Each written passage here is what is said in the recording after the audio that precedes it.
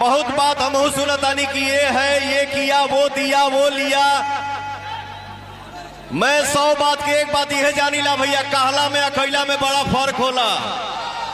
बहुत लोग बात बनावता, आप लोग अपने दिल पे हाथ रख के बोलिए भैया, जो आज से 10-15 साल पहले का बिहार था और आज का बिहार देखिए, अंतर है कि नहीं, फर्क है कि नहीं?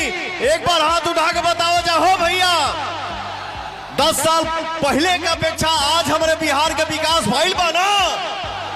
कल तक हम कहीं जाते थे, मुंबई, दिल्ली, कहीं भी या देश के बाहर, तो भैया 10 आदमी के बीच में बोलने में शर्म आता था कि मैं बिहारी हूं।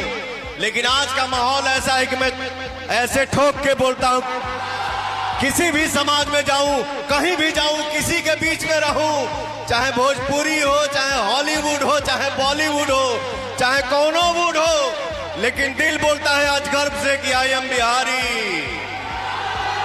मैं बिहार से हूं, भोजपुरी कलाकार हूं। अपने भाई, अपने चाचा, अपने माई के बेटा पवन सिंह,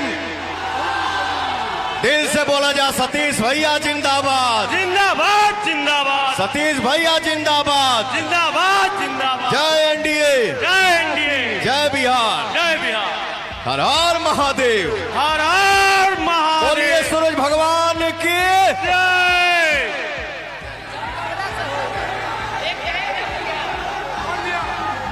आप सब